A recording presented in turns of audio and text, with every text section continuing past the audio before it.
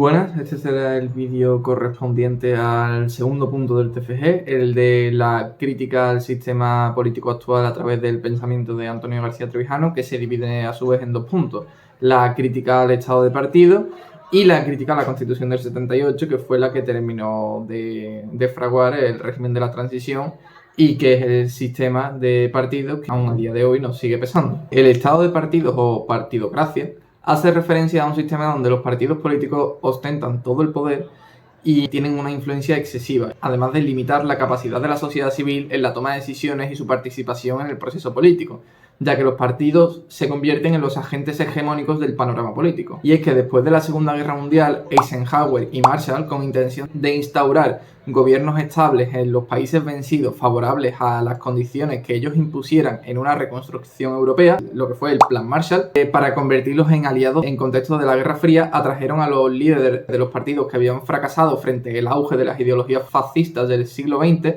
que eran los partidos liberales, los socialistas, los socialdemócratas, para hacerlos tomar parte nuevamente del poder en la nueva confección de los estados dirigida por Estados Unidos. Crearon de este modo un nuevo tipo de estado, los estados de partido, donde la representación política fue sustituida por la integración ideológica de las masas vehiculada a través de los partidos políticos, lo que fue la integración de las masas en el estado, que ya habían tenido precedente en las ideologías fascistas del siglo XX.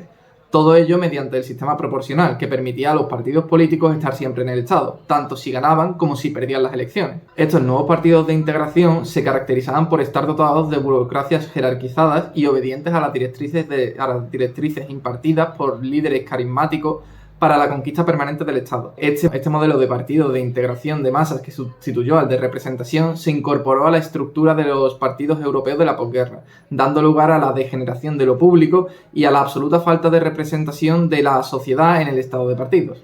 La caída de los estados totalitarios de partido único, que originó el vacío de poder que fue ocupado por la estatalización de los partidos clandestinos residuales, los liberales, los socialistas, los comunistas, que se hicieron estatales para vivir todos como órganos del Estado, financiados por todos los ciudadanos y con privilegios políticos que no tendrían los particulares. El estado de partido se constituyó a partir de las cenizas de los estados totalitarios, por lo que ocurrió al final de la Guerra Mundial no fue una restauración del sistema previo al auge del fascismo, sino que fue una instauración de las antiguas siglas de los partidos clandestinos en el Estado. De este modo, los antiguos partidos se hicieron órganos del Estado, dejando atrás su relación con la sociedad civil y pasaron a ser facciones de un único poder estatal para repartirse los cargos estatales, ganando los atributos de función pública.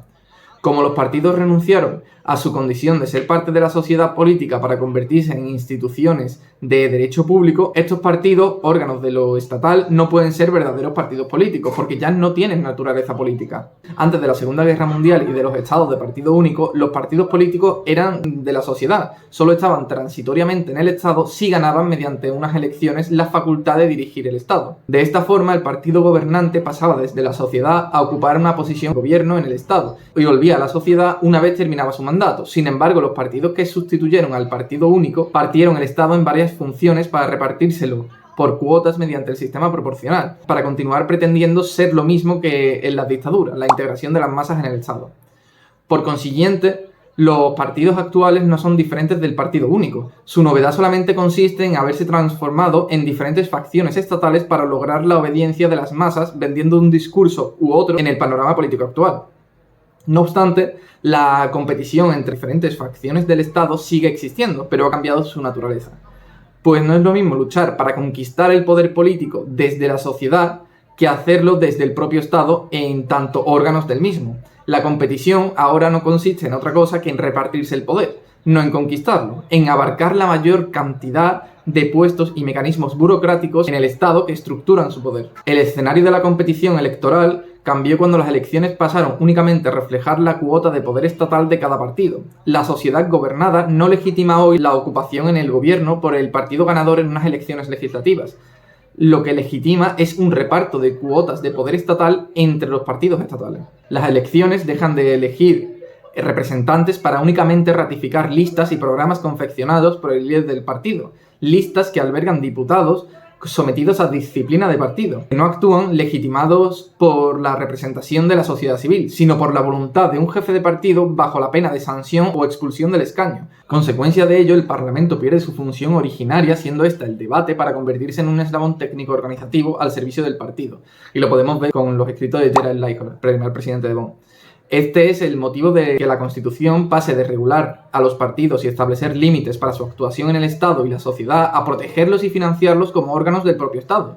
Y es que en las constituciones de partidos la soberanía no está en la nación, el Parlamento o el pueblo, sino en el propio Estado del que los partidos son parte. Un ejemplo de ello sería la Constitución Española de 1978. Las acciones que se llevaron a cabo para la formación de los textos constitucionales tras la Segunda Guerra Mundial no fueron precedidos de un periodo de libertad constituyente, sino que fueron obras constitucionarias dictadas por poderes constituidos. Fue una aberración jurídica donde el propio Estado se dio forma a sí mismo, cambiando de dictadura a Estado de partidos, dándoles a estos naturaleza pública y oficial de órganos permanentes en el Estado. Es por ello que, como lo constituyente estuvo en esos partidos y no en la libertad política de los ciudadanos, que era inevitable que lo constituido fuera una oligarquía de partidos que continuara en el Estado la concepción autoritaria del poder.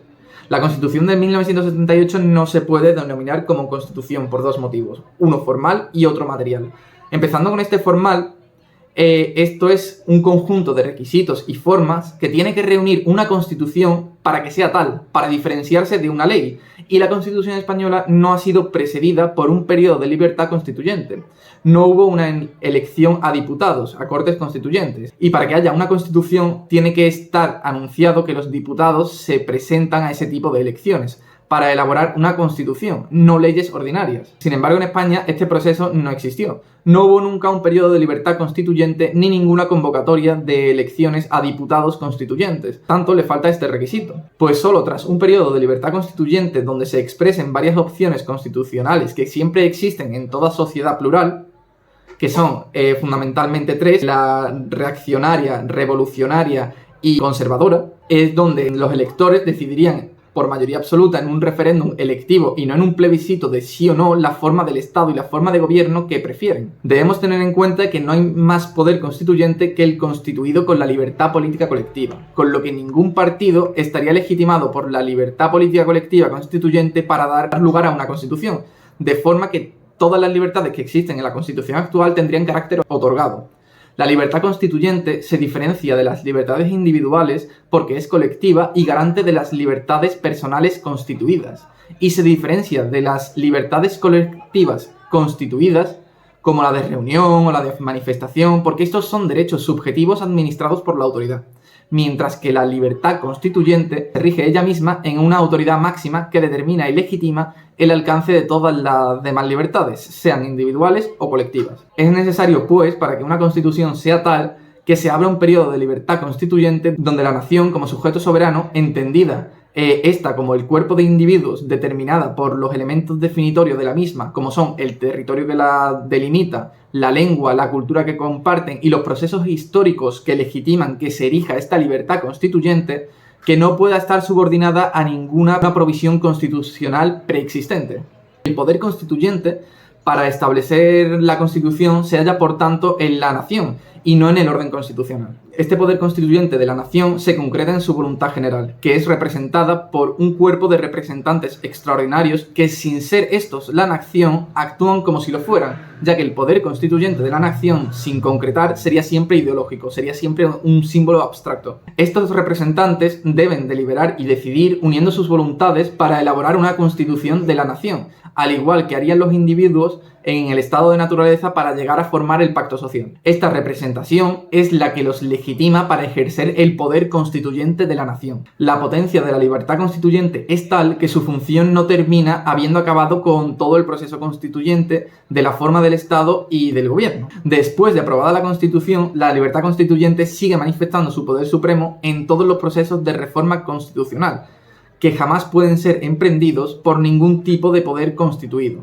Cuando lo constituido asume o emprende tareas de reforma constitucional, adquiere la naturaleza usurpadora que Sieyès denominó como poder constitucionario. Y lo constitucionario carece de poder para alterar lo decidido por el poder constituyente. Este poder solo tiene en exclusiva la libertad política colectiva, cuando actúa como sujeto de la nación constituyente de la forma del Estado y de gobierno. No obstante, fueron unas elecciones ordinarias convocadas por la ley electoral franquista del año 77, por la cual los diputados hacen un texto llamado Constitución. Pero que al principio ni siquiera se sabe que están redactando una Constitución, ya que es una comisión secreta de diputados la que redacta el texto constitucional. Y se descubre porque Pedro Altares, que dirigía Cuadernos para el Diálogo, muestra que en estas cortes elegidas con arreglo a la ley franquista en secreto, habían designado una comisión que redactara una constitución y de esta formaban parte miembros de cada uno de los partidos dirigentes. Ya que si los ciudadanos no tenemos el poder para designar a los representantes que hagan las leyes, todas las leyes que se promulguen no derivan del poder de los ciudadanos y por tanto no tienen la legitimidad que ofrece el conjunto de ciudadanos de una nación, sino que nos son dadas por un poder superior, un poder ya constituido, uno que la nación como constituyente no ha constituido. Y la libertad política consiste justamente en eso, en que sea la propia nación la que haga las leyes, de otra parte sea el gobierno, y que las ejecute. Pero que el gobierno no tenga la capacidad para decidir cómo se organiza el Estado y cuáles son los derechos que pueden aplicar o no al conjunto de la ciudadanía. Esto nunca ha existido en España, porque nunca se ha dado lugar a un espacio de libertad constituyente. La libertad constituyente sería, en resumidas cuentas, la capacidad que tiene la nación para manifestar a través de la elección de una serie de representantes a cortes constituyentes la voluntad de qué forma de Estado y gobierno quiere. Por otro lado, desde el punto de vista material ahora, la diferencia entre una ley ordinaria y una constitución consiste en que en una ley la mayoría social representada por la mayoría de los diputados la aprueba frente a una minoría. En cambio, en una constitución, para que sea tal, tiene que suceder lo contrario. Son los individuos los que necesitan proteger sus intereses determinados en los derechos individuales. Es claro entonces que ni desde el punto de vista formal ni desde el punto de vista material sería una constitución. No es más que una ley que, si bien reuniría los requisitos de ley orgánica debido a su importancia, no tiene ningún valor constitucional. Pero ahora vayamos más allá. Examinemos el contenido. Examinemos algunos de los artículos que existen en la Constitución, ya que solo es verdadera Constitución aquella que constituye algo. ¿El qué? No es la nación, ya que hemos determinado que es preconstitucional. No es el Estado, ya que este solo es una personificación jurídica de la nación, que la representa y le permite actuar en la vida pública internacional. Y en el ámbito nacional, mediante la organización, mantener la paz, ya que donde está presente el representado no cabe representante. Por lo tanto, el Estado no sería una representación de la nación.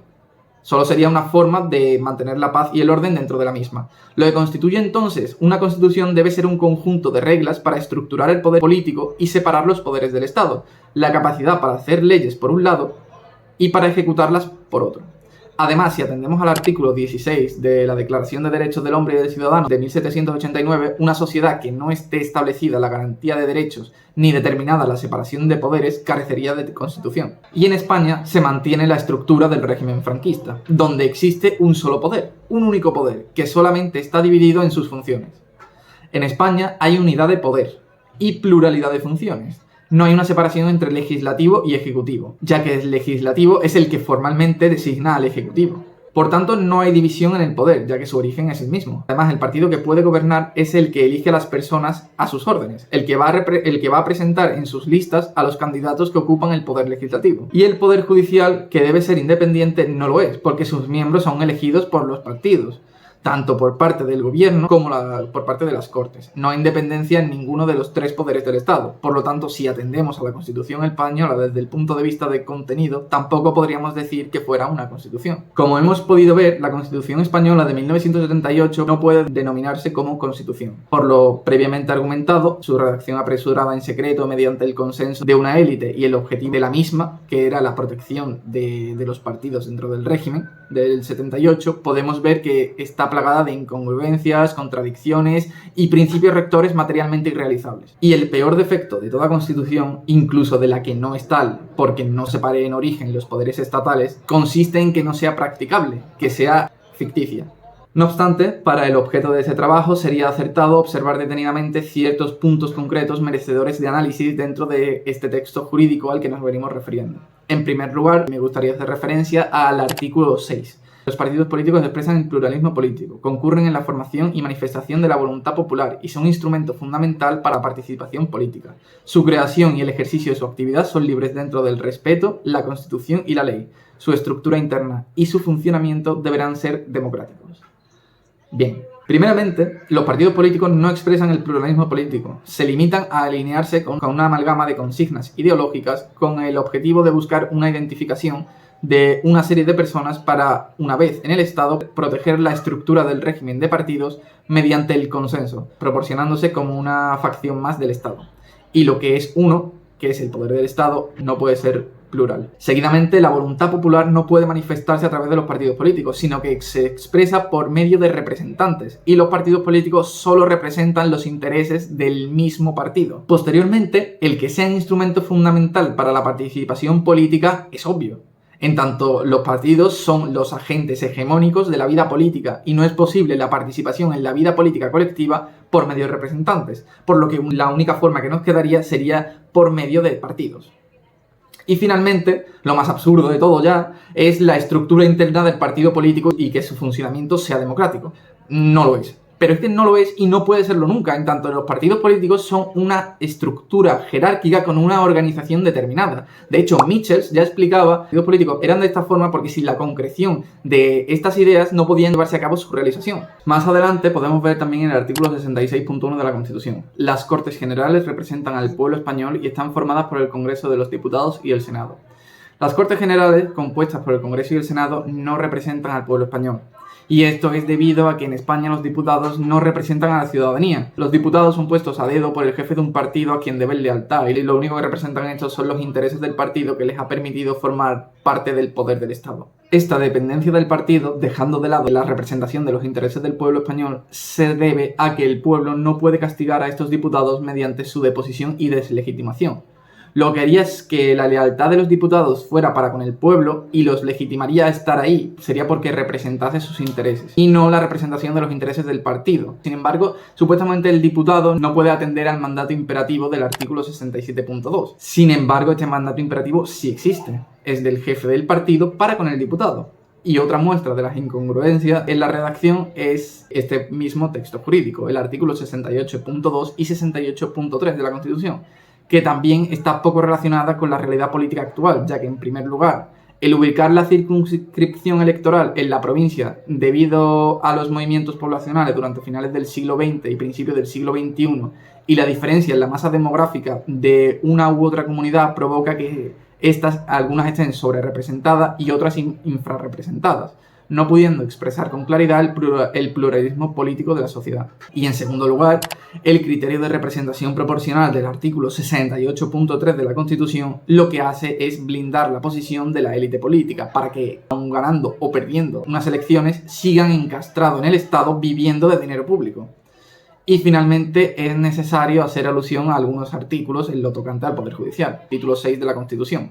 Concretamente, artículo 117.1. La justicia emana del pueblo y se administra en nombre del rey por jueces y magistrados integrantes del Poder Judicial, independientes, inamovibles, responsables y sometidos únicamente al imperio de la ley. Lo primero que se puede ver es que según este artículo que la justicia emana del pueblo no se explica cómo. Y que son independientes tampoco se explica en su independencia. Y es que en este texto jurídico no define el Poder Judicial como tal. Son solo preceptos básicos para desarrollar este poder en el Estado en concomitancia con los intereses de los agentes legislativos, es decir, de los partidos políticos, ya que los que están en disposición de tomar cartas en los asuntos más importantes para el Estado son los altos tribunales, Tribunal Supremo y Tribunal Constitucional. En estos sí se determina su formación y está en los artículos 159 y siguientes de la Constitución española. Sin embargo, la mayoría de los miembros de estos órganos están elegidos por el poder político. Congreso, Senado y Gobierno. Artículo 159.1 de la Constitución española. El Tribunal Constitucional se compone de 12 miembros nombrados por el rey. De ellos, 4 a propuesta del Congreso por mayoría de 3/5 de sus miembros, 4 a propuesta del Senado con idéntica mayoría, 2 a propuesta del Gobierno y 2 a propuesta del Consejo General del Poder Judicial. Pero es que a su vez el Consejo General del Poder Judicial está compuesto por 20 miembros, nombrados por el rey y elegidos por las Cortes Generales, es decir, Congreso y Senado. De esta forma, los partidos políticos, como agentes hegemónicos del panorama político actual, se encargan de que sus acciones y las de sus miembros sean juzgadas por jueces proclives a sus intereses que les deban lealtad, porque al fin y al cabo estos mismos partidos son los que han colocado a ese juez en ese puesto de poder. Después de ver esta exposición, con los argumentos apoyados en artículos de la propia Constitución española, se puede decir, sin asomo de dudas, que los partidos políticos son los agentes determinantes de la vida política española, pues es en su seno donde reside verdaderamente el poder del Estado, relegando de esta manera a la sociedad civil a un plano meramente simbólico. Y su papel solamente estaría pensado para que refrenden cada 4 años unas listas confeccionadas por el jefe de uno u otro partido. Y ya está, hasta aquí sería el vídeo sobre el segundo punto de mi TFG, y en el siguiente vídeo, la tercera parte, lo dividiré en 2 partes. La primera parte, donde hablaré sobre la definición de lo que es una democracia y la contrapondré al sistema político actual, al estado de partidos, y en el segundo vídeo explicaré la alternativa de una verdadera democracia. Y digo una verdadera democracia porque sus estructuras son democráticas, donde la nación sí estaría verdaderamente vertebrada en el Estado, a través de unos mecanismos verdaderamente democráticos y una forma de representación, una separación de poderes y todo lo que conllevaría una democracia, que se verá en el siguiente vídeo. Gracias por vuestra atención, un saludo.